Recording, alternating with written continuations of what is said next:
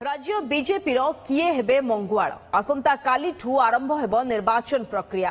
राज्य बीजेपी सभापति निर्वाचन प्रक्रिया आसंता कालीठारू जुलाई 1 जाए चलिबो। बीजेपी राज्य निर्वाचन अधिकारी तथा सांसद प्रताप षडंगी आज ए सूचना दैछंती। राज्य सभापति निर्वाचन सह राष्ट्रीय परिषद सदस्य निर्वाचन प्रक्रिया मध्य आरंभ हेबो बोली दलर राज्य निर्वाचन अधिकारी सूचना दैछंती। ଏହି ନିର୍ବାଚନ ପ୍ରକ୍ରିୟା 3 ଦିନ ଧରି ଚାଲିବ। ଜୁଲାଇ 1 ସୁଦ୍ଧା ରାଜ୍ୟର ସାଂଗଠନିକ ନିର୍ବାଚନ ପ୍ରକ୍ରିୟା ସରିବ। ଏଥିପାଇଁ ବିହାର ସାଂସଦ ସଞ୍ଜୟ ଜୟସୱାଲଙ୍କୁ ପର୍ଯ୍ୟବେକ୍ଷକ ଭାବରେ ନିଯୁକ୍ତି ଦିଆଯାଇଥିବା ପ୍ରତାପ ଷଡଙ୍ଗୀ ସୂଚନା ଦେଇଛନ୍ତି। ଆସନ୍ତାକାଲି ଅର୍ଥାତ୍ 29 ତାରିଖରେ 11ଟା ବେଳକୁ ଆମର मतदाता सूची माने वोटर लिस्ट इलेक्टोरल कॉलेज रो नोटिफिकेशन हबो।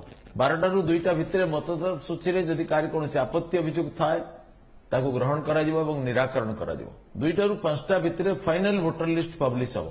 30 तारिख रे नॉमिनेशन फाइल हबो, नामांकन पत्र दाखल हेबो। 11टारू आरंभ करी 2टा पर्यंत नामांकन पत्र दाखल हेबो।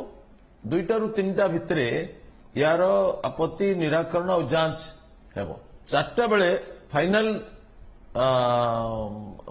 कैंडिडेट मानकर नाम सूची प्रकाश हो एवं चिन्ह आवंटन हो।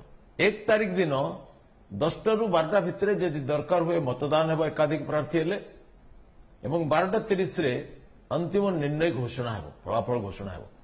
राज्य बीजेपी को समस्त सांगे नहीं चली पार नेतृत्व दरकार एवं से नेतृत्व बीजेपी कार्यकर्ता मैंने ठीक समय बाछी देवे।